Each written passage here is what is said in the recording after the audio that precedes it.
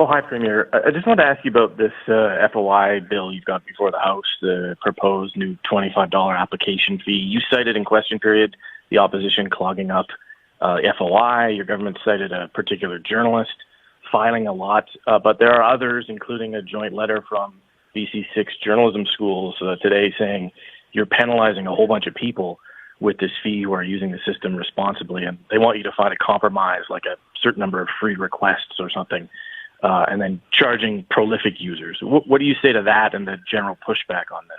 Well, I like the idea of your 10th coffee is free card. That sounds like a good idea. But no, first of all, we haven't settled on a fee. The bill allows a fee to be set by regulation. Other jurisdictions have fees. We felt that it was important for Executive Council, for Cabinet, to be able to put in place a fee if we felt it would be necessary after debate in the legislature, which has been vigorous, as everyone would expect. But there's no fee has been set, and no commitment to actually have a fee is in the legislation. There is an ability to prescribe one, and that will unfold in the after debate and after passage of the bill and the bringing on of the regulations. It's not the intention, our intention, to restrict access, people's individual access. There will be no fee for individuals looking for information. But I don't know if you want to zoom in on that. That's my telephone screen. You'll see from that I play Scrabble. I have Spotify. I check my heart rate. I know what the weather's going to be like in Prince Rupert. And I have email. I have text messages. And I have a telephone and a host of other things that I don't even know what they are. But for some reason, the opposition believes that not just my telephone, but the telephones of thousands of public servants should be available for some reason known only to them. I think the vast majority of British Columbians could care less, and they would prefer that their government focus on providing information to them as they request it, so they can have a better understanding of why government makes decisions, why it is that government would hold records on an individual. All of that can be done without any cost. All of that, about 40% of the applications are for that reason.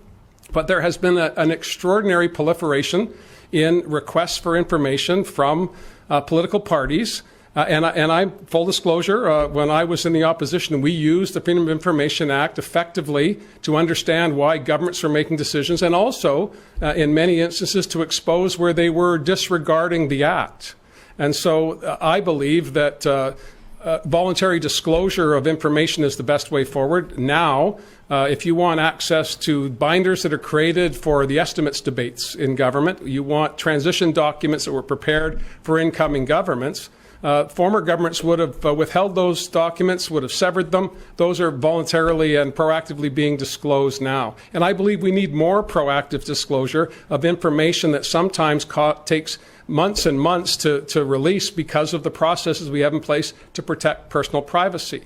And to ask a deputy minister who may receive somewhere over 6,000 electronic messages in a month to disclose that every month doesn't make any sense to me. If you ask that deputy minister what decisions were made during that month and what documentation enforced those or supported those decisions, that makes sense to me.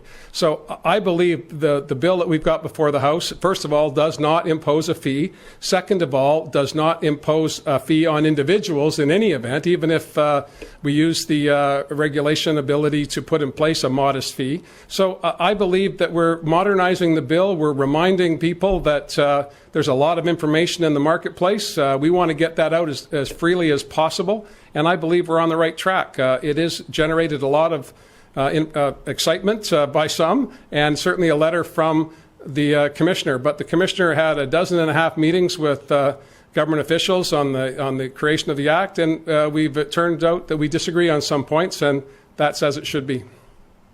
Follow-up, Rob?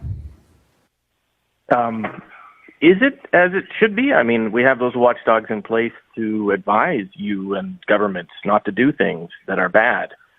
So if there's a 7-page letter from the Privacy Commissioner urging you to take things out of the bill and saying that he's baffled that the government is doing this, well, there's a legislative committee that's supposed to be reviewing it that hasn't even met yet. Why would you not listen to that? And is there any chance you're going to pause this thing and kind of accommodate the commissioner, or is the intention to just kind of move forward despite his 7-page letter? Well, first of all, you're suggesting that the 7-page letter was 7 pages of criticism. It's not. There are elements that we agree on, and those are articulated in the letter as well. One example, the letter suggests that the Premier's office is now exempt from FOI. It's not. The Premier's office is integral core government. It's not another body of government in Schedule 2, which is where it's now been removed. So we're modernizing the Act based on the experience of professional public servants over 3 decades now, since the bill was initially brought forward. So I believe that the changes that we're making are in the interest of full disclosure, in the interest of making sure the public can have confidence that their privacy is being respected and that government information is available to those who seek it after all of the appropriate reviews by government employees, which is, again, part and parcel of the advice we regularly get, not just from this privacy commissioner, but from previous privacy commissioners. Binder Sajjan, CTV. Hi, Premier. Your minister noted that other jurisdictions have an FOI fee between $5 and $50 and said she is recommending a number right in the middle of that.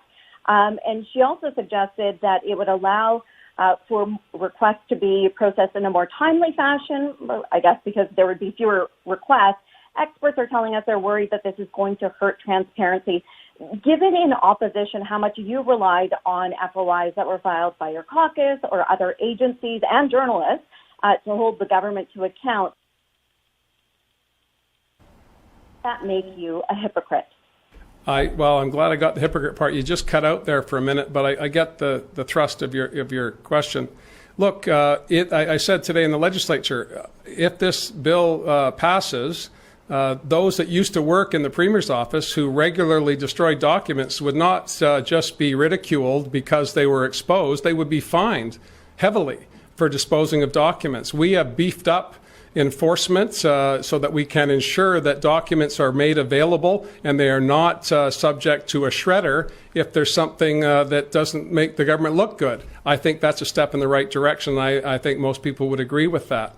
I believe that thousands and thousands and thousands of requests are not designed to better understand why decisions are being made, but instead they're acting as surveillance, looking over the shoulder of public officials. You'll remember famously the Deputy Minister to then Premier Gordon Campbell talked about a verbal culture within government. I believe that we need to take steps to ensure that that is not the order of the day and that there are documents that are produced and recorded and available that demonstrate why decisions are made, and that's the direction we want to go to when it comes to freedom of information.